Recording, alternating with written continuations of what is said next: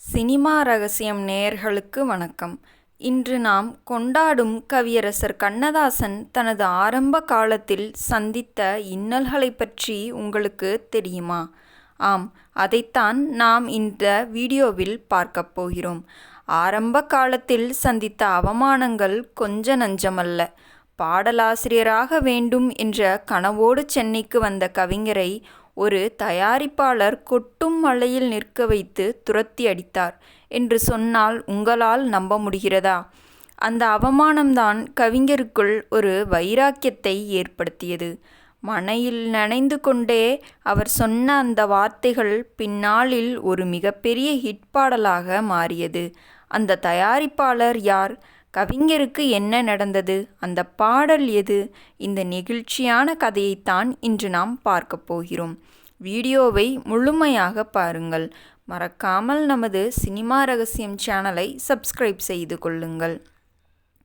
1940களின் இறுதி. கண்ணதாசன் அப்போது வளர்ந்து வரும் ஒரு இளம் கவிஞர்.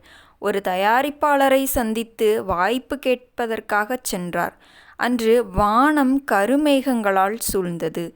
பெருமழை பெய்து கொண்டிருந்தது. அந்த தயாரிப்பாளரின் அலுவலக வாசலில் கவிஞர் மணிக்கணக்காக காத்திருந்தார். ஆனால் அந்த தயாரிப்பாளர் கவிஞரை சந்திக்க மறுத்ததோடு மட்டுமல்லாமல், யாருப்பா அவன்? மழையில நிற்கிறான், போய்ச் சொல்லு, இப்போ யாரையும் பார்க்க முடியாது, கிளம்பச் சொல்லு என்று அலட்சியமாக சொல்லிவிட்டார். மழை கொட்டித் தீர்த்தது. ஒதுங்கக்கூட இடமில்லை. கண்ணதாசன் தெருவில் நனைந்தார்.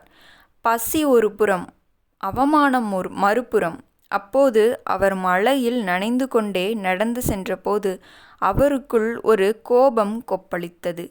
அந்த விரக்தியின் உச்சத்தில் அவர் சொன்ன வார்த்தைகள்தான் கவிதையாக மாறின.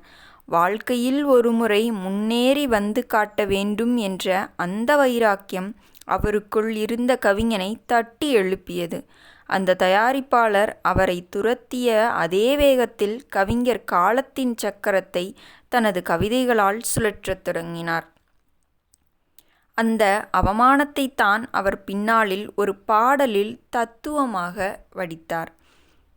அந்த சம்பவத்தை மனதில் வைத்தே கவியரசர் எழுதிய பாடல்தான் அவனுக்கென்ன தூங்கிவிட்டான், அகப்பட்டவன் துடிக்கிறான், அல்லது மயக்கமா கலக்கமா போன்ற தத்துவ பாடல்கள் இத்தகைய சூழல்களிலேயே பிறந்தவை. குறிப்பாக வாழ்க்கையின் நிலையாமையையும் காலத்தின் தேவையையும் சொல்லும் பல பாடல்கள் அவரது சொந்த வழிகளிலிருந்து உருவானவை.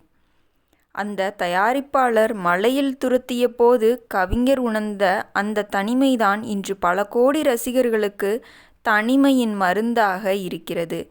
என்னை அழ வைத்தவர்கள்தான் என்னை பாட வைத்தார்கள் என்பது 100க்கு 100 உண்மை. நண்பர்களே, கண்ணதாசனை மழையில் துரத்திய அந்த சம்பவம் பற்றி நீங்கள் என்ன நினைக்கிறீர்கள் என்பதை மறக்காமல் கமெண்ட் செய்யுங்கள். இது போன்ற சினிமா வரலாற்றின் உணர்ச்சிகரமான பக்கங்களை தெரிந்து கொள்ள நமது சேனலை சப்ஸ்கிரைப் செய்யுங்கள். உங்கள் ஆதரவுதான் எங்கள் பெரிய பலம். நாளை மீண்டும் சந்திப்போம். நன்றி, வணக்கம்.